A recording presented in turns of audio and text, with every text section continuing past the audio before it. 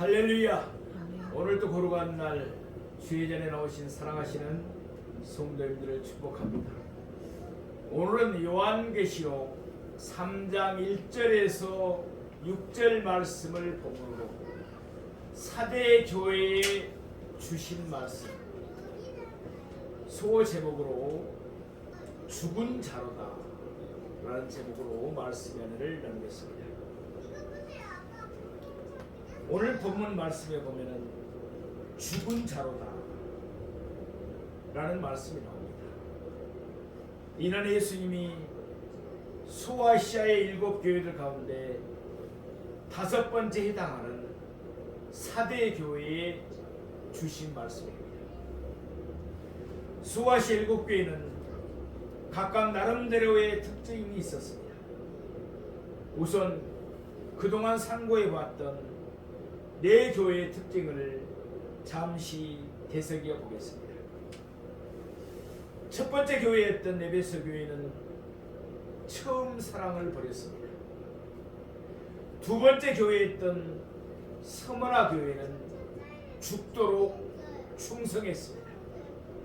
세 번째 교회였던 버가모 교회는 세상과 타협했습니다.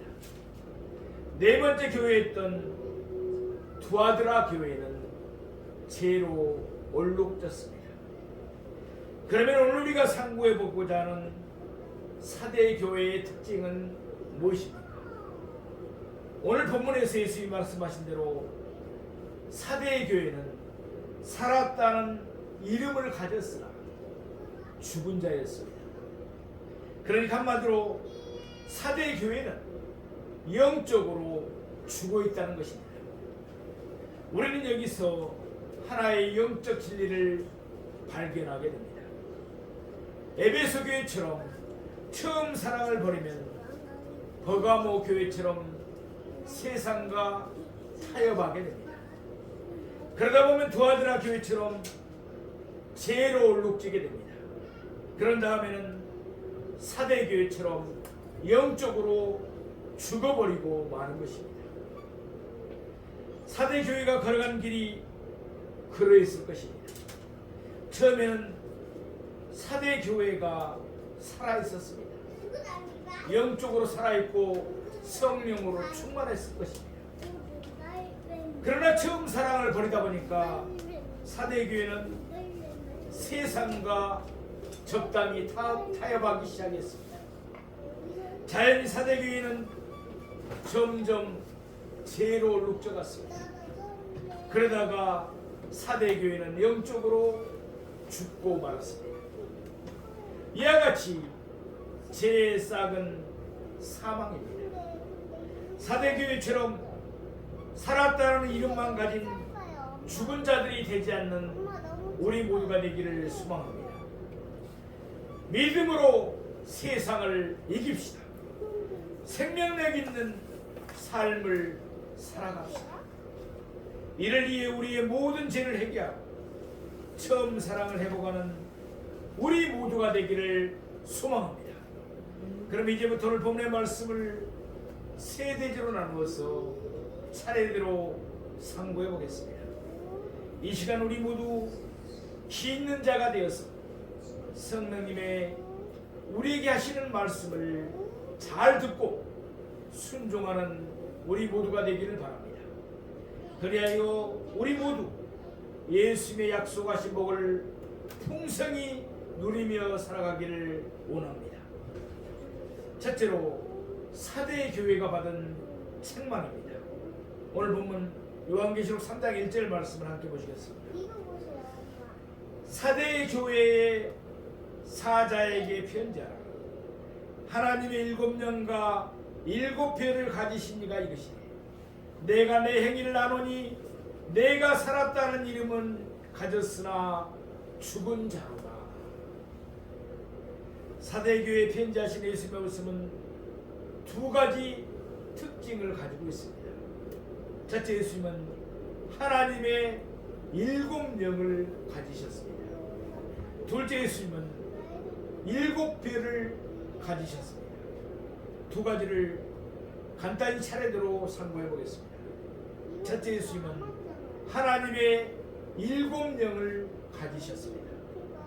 요한은 소아시아의 7교회에 보내는 편지를 기록하면서 먼저 성삼위 하나님 이름으로 문안을 했습니다.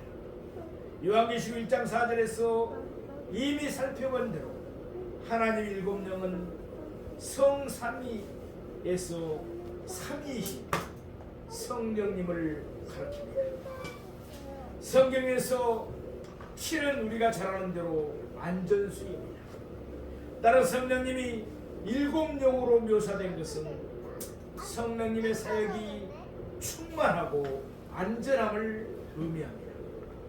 예수님은 하나님 7영 곧 성령님을 가지셨습니다. 이는 예수님이 성령님의 사역을 주관한다는 뜻입니다. 예컨대 요한복음 15장 26절 말씀처럼 성령님을 보내신 분은 예수님이십니다. 성령님이 하시는 사역은 예수님을 증언하는 것입니다. 또한 요한복음 16장 14절 말씀과 같이 성령님은 예수님의 영광을 나타내셨습니다. 이와 같이 성령님의 사역을 주관하시는 분은 바로 예수님이십니다. 그러므로 왜 예수님은 사대 교회에 하나님의 7영을 가지신 분으로 나타나셨을까요? 예수님은 사대 교회의 문제점을 지적했던 것입니다. 당시 사대 교회가 가장 절실하게 필요했던 것이 바로 성령님의 충만하신 역사였기 때문입니다. 성령의 충만함, 우리 모두에게도 날마다 필요한 줄로 믿습니다. 오순절을 맞이해서 제자들은 성령의 충만함을 받았습니다. 그들은 예수님의 말씀에 따라서 교회를 세웠습니다. 초대 예루살렘 교회는 놀랍도록 부흥했습니다. 큰 역사가 일어났습니다. 병자들이 치유되고 귀신들이 쫓겨나갔습니다.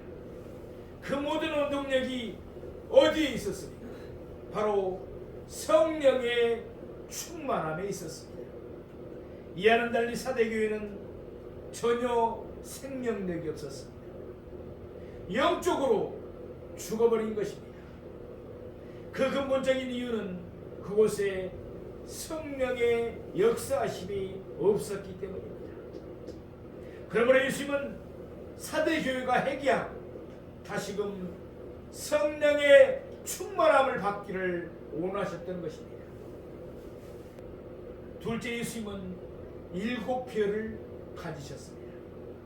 요한계시록 1장 20절 말씀처럼 7표는 7교회의 사자를 가리킵니다. 지금으로 말한다면 담임 목사를 가리킵니다.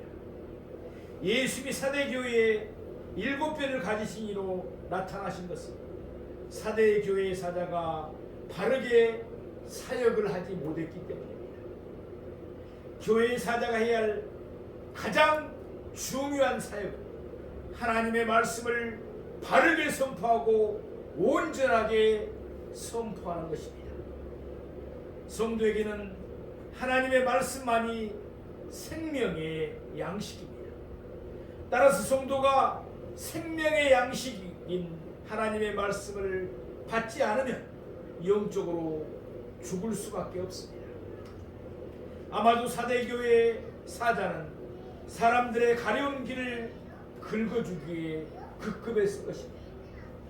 그러다 보니 그는 사람들이 듣기 원하는 허탄한 이야기로 하나님의 말씀을 혼잡하게 만들었을 것입니다. 그 결과 사대교회는 생명력을 잃어 영적으로 죽은 교회가 되어버렸습니다. 이어서 예수님은 사대교회를 구체적으로 책망하셨습니다. 오늘 본문 1절 후반부 말씀입니다. 내가 내 행위를 아노니 내가 살았다는 이름을 가졌으나 죽은 자로다. 예수님의 책망을 통해서 우리는 사대교회의 문제가 매우 심각했음을 알 수 있습니다. 사대교회는 살았다는 이름을 가졌습니다. 본시 사대는 홍보석의 산지로 부유한 도시였습니다. 분명 사대교회는 그 건물이 웅장하며 시설도 좋았을 것입니다. 사람들도 많이 모였을 것입니다. 따라서 사대교회의 겉모습만 보면 그럴듯했을 것입니다. 그러나 예수님의 눈은 불꽃과 같았습니다. 예수님은 그들의 행위를 아셨습니다. 다니엘서의 표현을 빌리면 예수님의 보시기 그들의 행위는 메데멘의 데겔 우바라심 그 자체였습니다. 공의로우신 예수님 하나님의 예수님의 저울에는 그들의 행위가 턱없이 부족했다는 것입니다. 그러므로 예수님은 사대교회를 책망하셨습니다. 내가 살았다는 이름을 가졌으나 죽은 자로다. 우리가 박물관에서 보면 가끔 전시해 놓은 박제된 짐승들이 살아있는 것처럼 보일 때가 있습니다. 컴퓨터에 입력된 대로 움직이며 소리를 냅니다. 그러나 실상은 죽어 있습니다. 생명력이 없기 때문입니다. 사랑하시는 성도, 우리의 영적 상태는 그렇다면 어떻습니까? 해칠한 무덤처럼 겉모습만 번지리 하지는 않습니까? 살았다는 이름만 가졌을 뿐 실상은 아직도 거듭나지 못하고 영적으로 죽은 자의 상태에 머물러 있지는 않으십니다. 우리 모두 성령으로 충만하여 하나님의 말씀 위에 굳게 서는 우리가 되기를 원합니다. 그래서 내가 살았다는 이름은 가졌으나 죽은 자로다 하시는 예수님의 책망이 아니라 내가 진정 살아있는 자로다 하시는 예수님의 칭찬을 듣는 우리 모두가 되기를 소망합니다. 둘째로 사대 교회가 받은 명령입니다. 우리 오늘 본문 요한계시록 3장 2절에서 3절 말씀을 함께 보시겠습니다. 너는 일깨어 그 남은 바 죽게 된 것을 굳건하게 하라. 내 하나님 앞에 내 행위에 온전한 것을 찾지 못하였노. 그러므로 내가 어떻게 받았으며 어떻게 들었는지 생각하고 지켜 회개하라. 만일 일깨지 아니하면 내가 도둑같이 이르느니 어느 때 내게 이르는지 내가 알지 못하리라. 사대교회 향하신 예수님의 책망에 의해서 곧바로 사대교회를 향하신 예수님의 명령이 나옵니다. 예수님의 명령은 5개의 동사로 이루어져 있습니다. 일깨어라, 굳건하게 하라, 생각하라, 지켜라, 회개하라. 차례대로 간단히 상고해 봅니다. 첫째, 일깨어라입니다. 영적인 잠에서 깨어나야 한다는 것입니다. 마귀는 운사자와 같이 삼킬 자를 찾아다닙니다. 영적인 잠에 취해 있으면 마귀의 시험에 빠지고 맙니다. 마귀의 공격을 막아내기 위해서는 영적인 잠에서 깨어나서 기도해야 할 줄로 믿습니다. 둘째, 굳건하게 하라입니다. 오늘 보면 4절에 있는 말씀처럼 사대에는 그 옷을 더럽히지 아니한 자들이 몇 명 있었습니다. 그들은 영적으로 죽은 사대 교회를 떠나서 다른 교회로 옮길 수가 없었습니다. 당시 사대에는 사대 교회 하나밖에 없었기 때문입니다. 그러므로 예수님은 그들에게 그 남은 바 죽게 된 것을 굳건하게 하라고 명령하셨습니다. 작은 불꽃 하나로 꺼져 가지만 않으면 주변을 환하게 비출 수 있기 때문입니다. 적은 양의 소금이라도 짠맛을 잃지 않으면 음식 전체에 맛을 낼 수 있기 때문입니다. 셋째로 생각하라입니다. 예수님은 사대교회를 책망하시기를 내 하나님 앞에 내 행위에 온전한 것을 찾지 못하였노니 라고 하셨습니다. 죽은 물고기가 물 흐르는 대로 떠내려가듯이 영적으로 죽은 사대교회는 세상의 풍조에 휩쓸리고 말았습니다. 그러므로 예수님은 사대교회를 향하여 이와 같이 명하셨습니다. 그러므로 내가 어떻게 받았으며 어떻게 들었는지 생각하고, 물론 무엇을 받았으며 무엇을 들었는지 그것도 중요합니다. 그러나 그 못지않게 어떻게 받았으며 어떻게 들었는지도 또한 중요합니다. 그러니까 받고 들은 내용도 중요하지만 받고 들을 때의 자세도 역시 소중하다는 뜻입니다. 구원을 받았을 때 그들은 성령으로 충만했습니다. 우리 모두도 그랬습니다. 십자가의 복음을 들었을 때 그들은 감격했습니다. 우리도 그랬습니다. 그때 뜨거움과 감격을 생각하라고 했으면 그들에게 명하신 것입니다. 넷째, 지키라입니다. 그들은 받은 바 성령의 충만함을 지켜야 했습니다. 성령님을 근심시키거나 소멸시키지 말아야 했습니다. 또한 그들은 들은 바 하나님의 말씀을 지켜야 했습니다. 가려운 길을 긁어줄 감성적인 이야기에 솔깃하지 말아야 했습니다. 다섯째, 회개하라입니다. 잘못된 길에서 안전히 돌이켜야 합니다. 성령님을 근심시키고 성령님을 소멸시켰다면 다시금 성령의 충만함을 받아야 합니다. 귀가 가려워서 그저 재미있고 감동적인 이야기를 듣기 좋아했다면 다시금 순전한 하나님의 말씀으로 되돌아와야 합니다. 읽게 하라, 굳건하게 하라, 생각하라, 지켜라, 회개하라. 예수님은 이렇게 5가지 말씀으로 명하셨습니다. 그러나 예수님은 곧 이어서 경고의 말씀을 덧붙이셨습니다. 이는 예수님의 명령이 결코 소홀히 여겨서는 안 될 것이기 때문이었습니다. 오늘 본문 3절 후반부 말씀을 보시겠습니다. 만일 일깨지 아니하면 내가 도둑같이 이르르니 어느 때에 내게 이르는지 내가 알지 못하리라.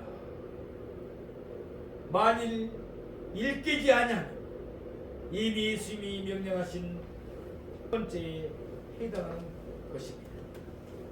예수님이 이 한 가지만 언급하셨다고 해서 나머지 4개의 명령을 무시해서는 결코 안 될 것입니다.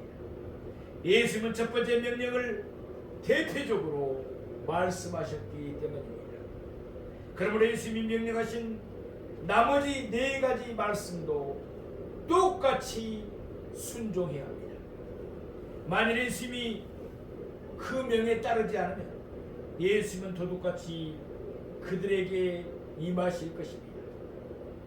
도둑의 특징은 2가지로 요약할 수가 있습니다. 우선 도둑은 어느 때에 이르는지 알지 못합니다. 또한 일단 도둑이 들면 피해를 입을 수밖에 없습니다. 마찬가지로 예수님은 그들에게 호련히 임하실 것입니다. 예수님은 공의로 그들을 심판하실 것입니다. 물론 예수님의 명령에 순종한 자들은 예수님이 주시는 상을 받게 될 것입니다. 그러나 예수님의 명령을 불순종한 자들은 예수님의 내리는 벌을 받아야 합니다. 사랑하시는 성도 여러분, 우리 모두 영적인 잠에서 깨어나십시다. 생명의 불꽃이 타오르게 합시다. 말씀을 듣고 성령의 충만함을 받았을 때 뜨거움과 감격을 생각합시다. 성령의 충만함을 지키며 진리의 말씀을 사수합시다. 우리의 방향이 되었다면 빨리 회개하고 돌이킵시다. 이와 같은 역사가 일어날 때 우리 자신이 살 줄로 믿습니다. 우리의 가정이 살 줄로 믿습니다. 우리의 교회가 살고 우리의 나라가 살게 될 것입니다. 일깨어라, 굳건하게 하라, 생각하라, 지켜라, 회개하라. 이 5가지 예수님의 명령에 온전히 순종하는 우리 모두가 되기를 바랍니다. 셋째로 사대의 교회가 받은 약속입니다. 우리 오늘 보면 요한계시록 3장 4절 말씀을 보겠습니다. 그러나 사대에 그 옷을 더럽히지 아니한 자 몇 명이 내게 있어 흰옷을 입고 나와 함께 다니리니 그들은 합당한 자인 영고라. 아멘. 사대교회는 영적으로 죽은 교회였습니다. 영적으로 보면 대부분의 사람들이 살았다는 이름을 가졌으나 죽은 자들이었습니다.